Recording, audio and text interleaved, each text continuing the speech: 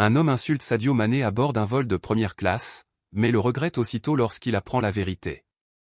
Restez avec nous alors que nous dévoilons une histoire remarquable qui prend une tournure inattendue. Faites-nous savoir d'où vous vous connectez, et si vous aimez des histoires comme celle-ci, assurez-vous de vous abonner pour en savoir plus. Maintenant, plongeons-nous. Une rencontre à l'aéroport. L'aéroport bourdonnait de vie, des passagers se précipitaient dans toutes les directions, traînant leurs valises derrière eux, perdus dans leur propre monde. Au milieu du chaos organisé, un homme faisait tranquillement la queue pour un embarquement en première classe. Cet homme était Sadio Mané. Vêtu d'un simple t-shirt, d'un jean usé et d'une paire de chaussures de sport, il portait un sac à dos qui semblait avoir vu tous les coins du monde. Il n'y avait rien d'extravagant chez lui, rien qui criait à la richesse ou au statut social. Et c'est peut-être pour cela qu'il s'est fondu dans la foule, inaperçu de la plupart. Pourtant, ceux qui y prêtaient attention pouvaient sentir quelque chose d'unique chez lui, pas seulement dans son apparence mais dans la façon dont il se comportait. Il y avait une présence calme et inébranlable autour de lui, comme si le monde extérieur n'avait aucun pouvoir pour perturber sa paix intérieure. Les murmures, les regards, rien de tout cela ne semblait le dérouter. Directement derrière lui, dans la file d'attente, se tenait Victor Hardin, un homme qui était, à bien des égards, son contraire. Victor respirait le statut. Il portait un costume de créateur sur mesure, ses chaussures brillaient d'un cirage parfait et son eau de Cologne flottait dans l'air, exigeant de l'attention. Chaque mouvement qu'il faisait était délibéré, comme s'il s'attendait à ce que le monde reconnaisse sa présence. Et quand ses yeux se posèrent sur Sadio, une lueur de jugement les traversa. Quelque chose à propos de cet homme habillé de façon décontractée, debout dans un ligne de première classe ne lui convenait pas. Il se pencha légèrement, sa voix empreinte de condescendance. « Vous n'avez pas l'air d'être du genre à être de première classe. » Sadio se tourna vers lui, l'expression posée, la voix ferme. « Le monde est plein de surprises », il a répondu simplement. Victor sourit, attendant une réaction plus importante, un signe de malaise, une reconnaissance de l'insulte cachée dans ses mots. Mais aucun n'est venu. Sadio resta toujours aussi indifférent. Une réalité inconfortable. Alors que la file d'embarquement avançait, les deux hommes montèrent dans l'avion, billets en main. Victor marchait avec la confiance de quelqu'un habitué au privilège, tandis que Sadio maintenait son rythme régulier et sans hâte. Ce n'est que lorsqu'ils atteignirent leur place que la suffisance de Victor faiblit. Il jeta un coup d'œil à son billet, puis revint à la disposition des sièges. Sadio Mané était assis juste à côté de lui. Ses yeux s'écarquillèrent légèrement avant de laisser échapper un rire sec, secouant la tête avec incrédulité. De tous les sièges de cet avion, celui-ci devait être ici, marmonna-t-il en s'installant à côté de lui. Sadio se tourna vers lui avec un petit sourire poli.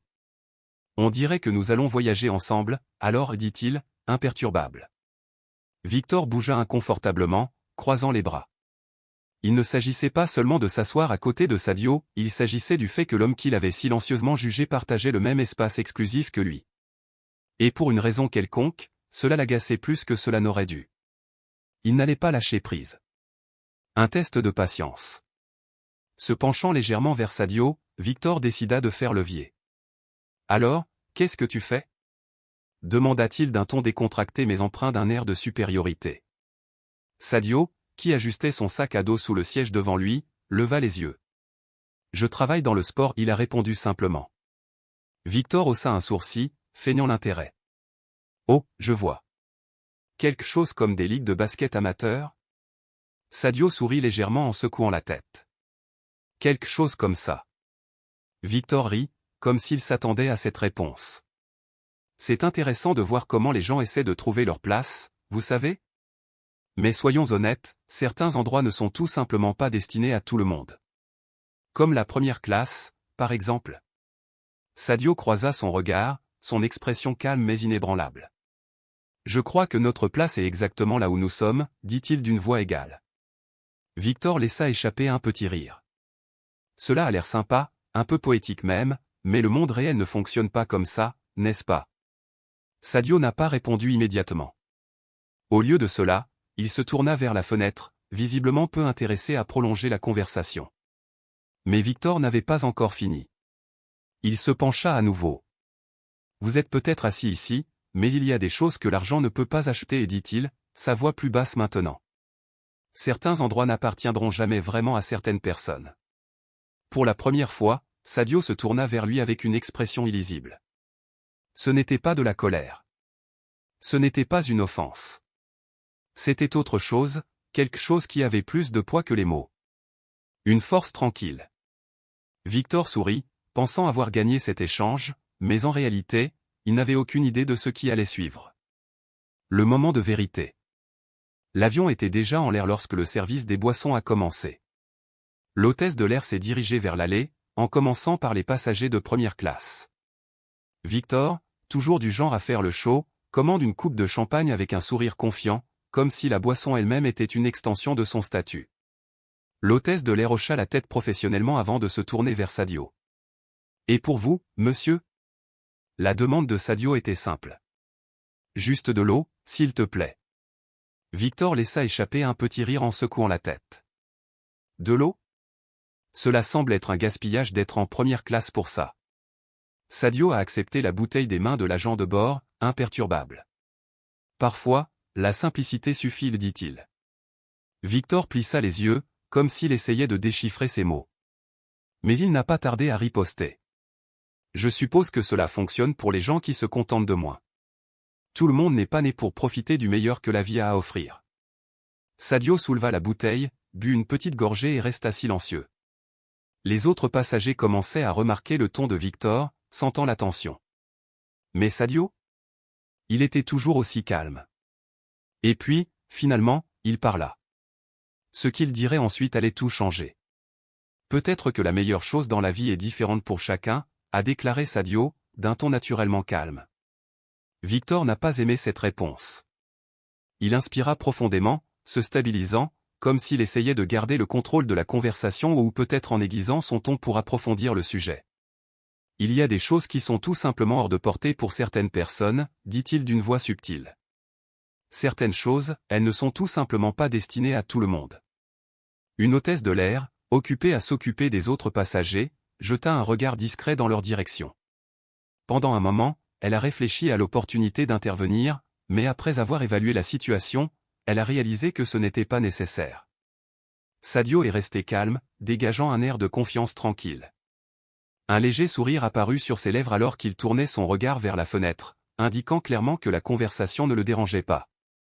Mais Victor n'était pas satisfait. Il voulait une réaction. Il voulait ébranler le sang-froid de Sadio, mais il commençait à se rendre compte que l'homme assis en face de lui n'était pas facilement secoué. Alors que l'équipage de conduite poursuivait son service, Victor a décidé d'aller plus loin. « Vous savez à quoi ressemble la vie, voler en première classe ?» a-t-il déclaré, ces mots étant sous-entendus. L'expression de Sadio restait sereine, mais un subtil changement dans ses yeux suggérait une fermeté sous-jacente. « Que ce soit par chance ou par effort, dit-il d'un ton neutre, nous atterrissons tous au même endroit une fois le vol terminé. » Victor ne dit rien. Un bref silence s'installa entre eux, s'étirant juste assez longtemps pour que les passagers environnants le remarquent. Quelques-uns échangèrent des regards, conscients de la tension qui couvait juste sous la surface. Victor sourit, même s'il y avait une tension indubitable dans son expression, un masque pour cacher le fait que les paroles de Sadio l'avaient déstabilisé. « Eh bien, dit-il en essayant de reprendre pied, certains d'entre nous sont simplement à un niveau différent. Tout le monde ne comprend pas la vraie valeur d'être ici. » Sadio se pencha légèrement en avant, croisant les bras avec une confiance tranquille. « La vraie valeur d'être ici, a-t-il déclaré en désignant leur environnement luxueux, n'a rien à voir avec ce que vous avez. Il s'agit de la façon dont vous traitez les gens. » Ces paroles s'attardaient dans l'air, d'un poids indéniable. Victor laissa échapper un petit rire forcé, essayant d'ignorer la remarque. Mais le changement dans l'habitacle était tangible. Les passagers avaient commencé à prendre note de l'échange, non seulement en tant que spectateurs oisifs, mais en tant que juges discrets de la bataille tacite qui se déroulait devant eux. Un couple assis quelques rangées plus loin échangèrent des regards entendus, reconnaissant apparemment Sadio. Ils restèrent silencieux, respectueux de son intimité, mais il y avait de l'admiration dans leurs yeux. Victor, de son côté, commençait à ressentir la tension. La tension qu'il avait autrefois appréciée se transformait en quelque chose d'autre, quelque chose d'inconfortable. Sa posture confiante vacilla légèrement. Et bien qu'il ait refusé de le reconnaître, une petite voix au fond de son esprit lui murmura que la dynamique de la conversation avait changé. L'hôtesse de l'air est passée par là, ramassant des verres vides. Victor, déterminé à reprendre le contrôle, y a vu une opportunité. Tu sais ce qui est drôle? Dit-il, sa voix portant une trace d'amusement qui n'atteignait pas vraiment ses yeux. Les gens qui parlent d'humilité et de simplicité sont généralement ceux qui n'ont rien à montrer. Sadio l'étudia un moment, puis se pencha légèrement, croisant son regard avec une intensité calme. J'ai remarqué, dit-il, que ceux qui parlent le plus de ce qu'ils ont sont souvent ceux qui se sentent le plus vides intérieurement. La déclaration a été reçue avec une force tranquille. Pendant un instant, Victor resta sans voix. Il ouvrit la bouche pour répondre, mais aucun mot ne vint immédiatement. Finalement, il laissa échapper un soupir en secouant la tête. « Écoutez, je ne veux pas être impoli, dit-il en reprenant son sang-froid, mais le monde est compétitif. Si vous ne montrez pas ce que vous avez, les gens vous négligeront. C'est juste la réalité. » Sadio se pencha en arrière, son expression inébranlable. « Peut-être, dit-il. Mais le véritable succès n'a pas besoin d'être annoncé. Il parle de lui-même. » Ses paroles portaient une vérité indéniable, qui semblait s'imposer dans toute la cabine. À présent, l'atmosphère en première classe avait complètement changé. Ce qui avait commencé comme une conversation informelle avait évolué vers quelque chose de plus, un échange qui avait attiré l'attention de presque tout le monde autour d'eux.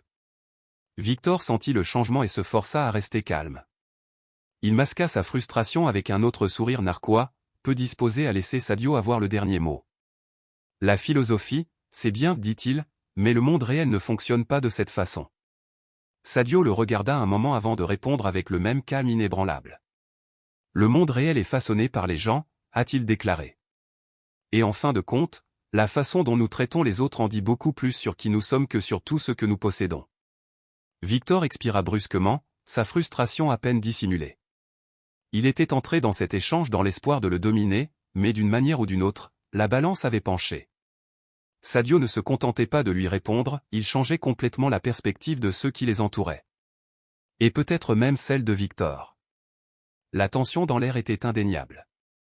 Sadio, cependant, est resté imperturbable. Il se tourna de nouveau vers Victor, d'une voix mesurée. « Je comprends votre point de vue, a-t-il déclaré. Le monde est sans aucun doute compétitif.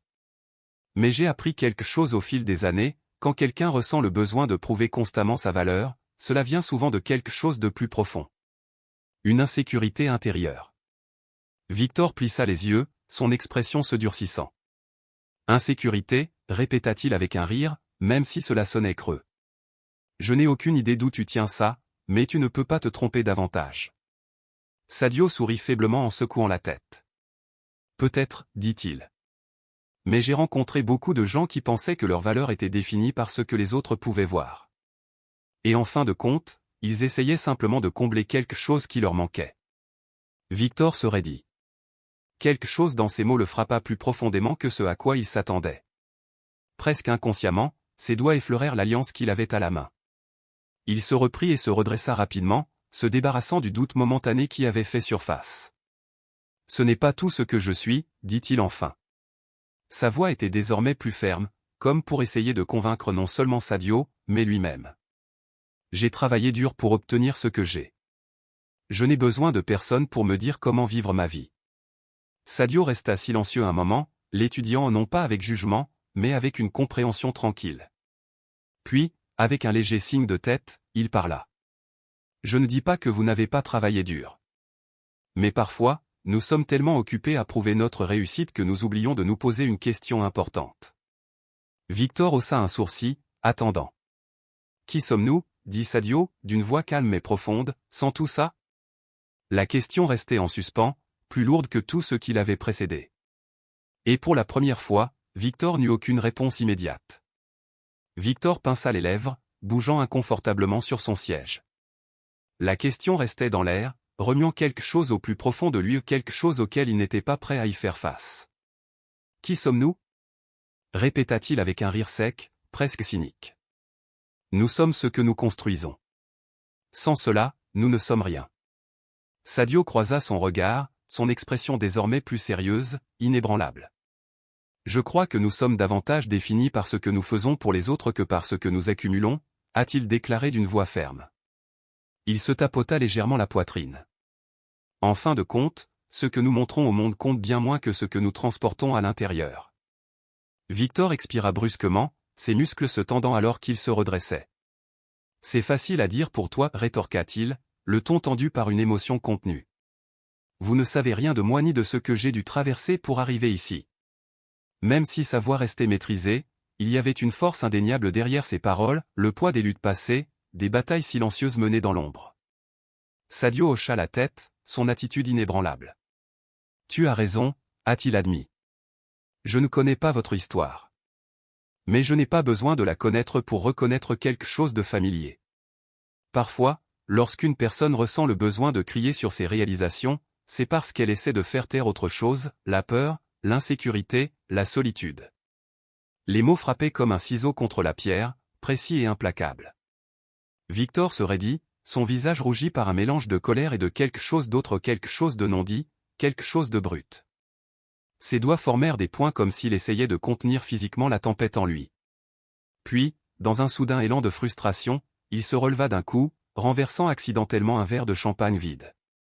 Le bruit sourd lorsqu'il toucha le sol attira l'attention de toute la cabine. « Tu penses que tu es meilleur que moi » cracha-t-il, sa voix montant. Autour d'eux, les conversations s'arrêtèrent. Les têtes se tournèrent. Une hôtesse de l'air s'est précipitée vers nous, son expression reflétant un équilibre délicat entre inquiétude et autorité. Sadio, cependant, est resté calme, sa présence calme contrastant fortement avec la tension crépitante dans l'air. Il attendit que la colère de Victor suive son cours avant de répondre. « Je ne pense pas que je sois meilleur que toi, dit-il d'un ton neutre. Je pense juste que, parfois, nous devons nous arrêter et réfléchir à ce qui compte vraiment. Vous n'avez rien à prouver à personne. » Pendant un moment, Victor resta simplement là, le souffle coupé. Le combat dans ses yeux vacilla, quelque chose dans le ton de Sadio, dans sa certitude absolue, fragilisa ses défenses. Lentement, comme vidé de son énergie, il se rassit sur son siège. Il détourna le regard, la mâchoire serrée, plus vaincu que furieux. Le reste du vol se passa dans un lourd silence. Victor resta immobile, évitant le regard de Sadio, même si son esprit était tout sauf immobile. Les pensées tourbillonnaient sans relâche, sa bravade antérieure étant remplacée par quelque chose de bien plus troublant, l'introspection. Sadio, en revanche, était assis tranquillement, comme si de rien n'était. Peu de temps après, une hôtesse de l'air s'est approchée avec un sourire chaleureux et expérimenté.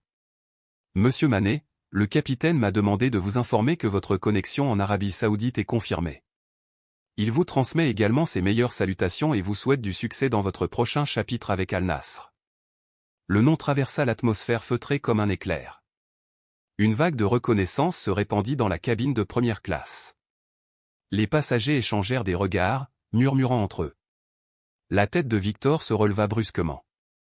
Il cligna des yeux, l'incrédulité assombrissant ses traits. « Crinière, marmonna-t-il, presque pour lui-même. Sadio Mané ?» Sadio répondit au murmure d'un signe de tête poli, son attention restant sur Victor. Pour la première fois, Victor le regarda non pas avec hostilité, mais avec une réalisation stupéfaite. « Tout va bien ?» demanda Sadio, un léger sourire jouant sur ses lèvres. Victor ouvrit la bouche, mais aucun mot n'en sortit. Autour de lui, les passagers regardaient avec un intérêt renouvelé, certains chuchotant, d'autres se contentant d'observer. Il se sentit soudain petit ou une sensation inhabituelle et inconfortable pour quelqu'un qui s'enorgueillit toujours de garder le contrôle. Il s'éclaircit la gorge, cherchant une explication. « Je ne savais pas » commença-t-il mais il s'interrompit, le poids du moment pesant sur lui. Les yeux de Sadio restèrent stables. « Est-ce que ça aurait fait une différence » demanda-t-il simplement. « La vérité ne change pas selon à qui vous parlez. Ce qui compte, c'est la façon dont vous choisissez de traiter les gens. » Victor n'eut aucune réponse. Son esprit revit la conversation, chaque mot atterrissant désormais avec une clarté retrouvée. Il jeta un coup d'œil aux autres passagers, parfaitement conscient du jugement dans leurs yeux. L'arrogance qu'il avait arborée avec tant d'assurance auparavant était désormais introuvable. Le silence s'étira jusqu'à ce que Sadio reprenne enfin la parole, offrant une dernière leçon avec une sagesse tranquille. La vie est déjà assez difficile comme elle l'est. La dernière chose dont nous avons besoin est de pousser les autres vers le bas juste pour nous sentir plus grands. Victor déglutit difficilement, hochant légèrement la tête. Il ne pouvait pas discuter ou il ne voulait pas. Au lieu de cela, il resta assis, fixant ses mains comme si les réponses à ses questions se trouvaient quelque part à l'intérieur d'elle. Il n'a pas seulement été confronté à Sadio, il a été confronté à lui-même. Ses propres paroles, ses propres actions, mises à nu devant lui dans un miroir inébranlable. Et pour la première fois depuis longtemps, il ressentait le besoin de changer. Alors que l'avion approchait de sa descente, Victor se retrouva perdu dans ses pensées. Les mots de Sadio résonnaient dans son esprit, pas seulement des phrases simples, mais quelque chose de plus profond, quelque chose de transformateur. Peut-être qu'il a raison, murmura-t-il dans sa barbe, jetant un coup d'œil à Sadio. Mais Sadio n'était pas dérangé, lisant son livre comme si toute cette rencontre n'avait jamais eu lieu. Finalement, Victor prit une profonde inspiration et se tourna vers lui. Sa voix était plus calme maintenant, débarrassée de la bravade à laquelle il s'était si étroitement accroché auparavant. « Je te dois des excuses. Pas à cause de qui tu es, mais parce que j'étais arrogant. J'ai agi comme un imbécile. » Sadio leva les yeux, son expression toujours aussi calme. Il laissa les mots s'installer avant de répondre. « J'apprécie vos excuses, a-t-il déclaré, mais plus que cela, j'espère que vous en tirerez des leçons. » Victor hocha la tête, le poids de ses mots s'imprégnant. C'était plus qu'un simple échange entre deux inconnus, c'était une opportunité. Un moment de bilan. Continua Sadio, sa voix empreinte d'une force tranquille. Parfois, les choses que nous recherchons dans le monde sont précisément celles qui nous manquent en nous-mêmes. J'espère que vous trouverez ce qui compte vraiment. Alors qu'il débarquait, Victor s'attarda dans le terminal, regardant Sadio s'éloigner. Il a vu comment les fans s'approchaient prudemment, les yeux pleins d'admiration. Sadio accueillait chacun avec patience, avec chaleur, jamais pressé, jamais arrogant. Sa gentillesse était naturelle, son humilité réelle. Victor poussa un long soupir.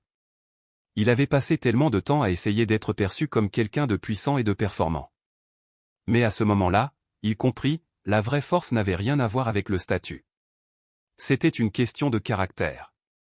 Alors que Sadio disparaissait dans la foule, Victor ressentit quelque chose d'inattendu, de l'espoir. Peut-être, juste peut-être, que cette rencontre n'était pas une coïncidence. C'était peut-être une seconde chance. Les paroles de Sadio sont restées gravées dans son esprit.